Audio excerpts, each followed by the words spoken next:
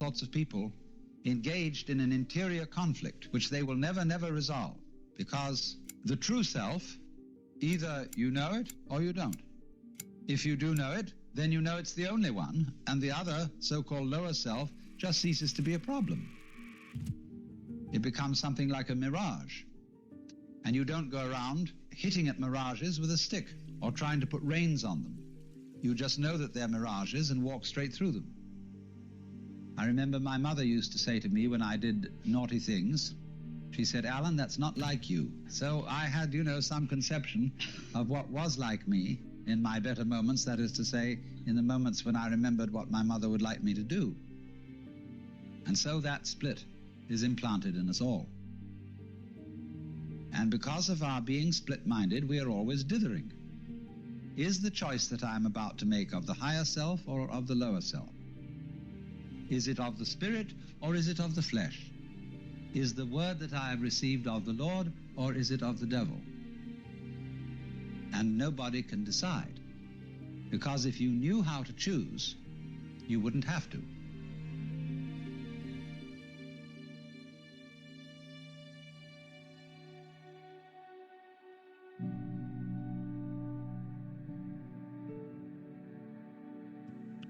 A Taoist saying is that when the wrong man uses the right means work in the wrong way. So what are you to do? How can you get off it and get moving? Fundamentally, of course, you have to be surprised into it.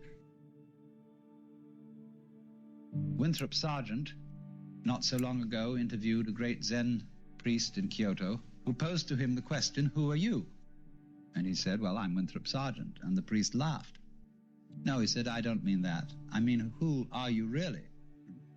Well, then he went into all sorts of abstractions about his being a particular human being and so on, who was a journalist and so on, and the priest just laughed and said no.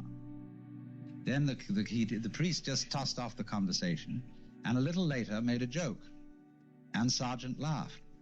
And he said, "There you are." So in the same way, if I say to you, "Good morning," you say, "Good morning." Nice day, isn't it? Yes. Or if I hit you, boom, you say, "Ouch." And you don't stop to hesitate to give these answers and these responses. You don't think about it when I say good morning. So in exactly the same way, that kind of response, which doesn't have to be a deliberate response, a response of a no deliberating mind, is a response of a Buddha mind or an unattached mind. But you must not imagine that this is necessarily a quick response. Because if you get hung up on the idea of responding quickly, the idea of quickness will be itself a form of obstruction. Very often when Dr. Suzuki is asked a question, very complicated question by some philosophy major at Columbia when he's giving lectures there, he's silent for a full minute and then says, "Yes." And this is exactly as spontaneous a response as it would be if he had answered immediately. Because during the period of silence, he is not fishing around to think of something to say. He is not at all embarrassed at being silent or at not knowing the answer. So, if you don't know the answer, you can be silent. If nobody asks a question, you can be silent. There's no need to be embarrassed about it or to be stuck on it. But you cannot overcome being stuck if you think that somehow you would be guilty if you were stuck. When you are perfectly free to feel stuck or not stuck, then you're unstuck.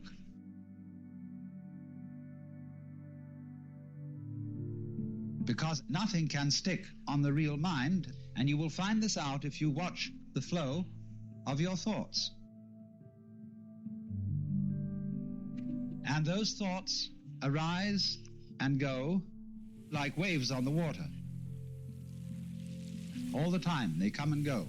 And when they go, they are as if they had never been here.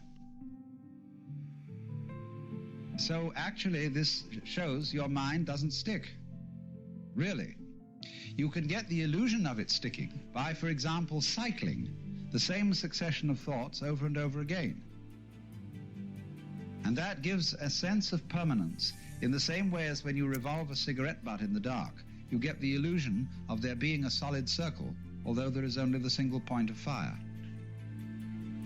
And it is from this connecting of thoughts that we get the sensation that behind our thoughts there is a thinker who controls them and experiences them. Although the notion that there is a thinker is just one member in the stream of thoughts. And if this happens regularly enough and long enough, you get the illusion of there being someone who thinks, apart from the stream of thoughts which come and go, the stream of experiences.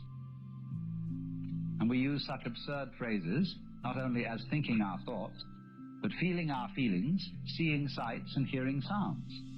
But you must understand, it is perfectly obvious that seeing a sight is seeing. Hearing a sound is hearing. Feeling a feeling is feeling. So in the same way, thinking a thought is thinking. But you get split-minded, you see, and so you get I and me, and the I who ought to or must control me as a sensation of some real entity that stands aside from thoughts and chooses among them, controls them, regulates them, and so on. It's very important to get rid of that illusion of duality between the thinker and the thought. So find out, who is the thinker behind the thought? Who is the real, genuine you?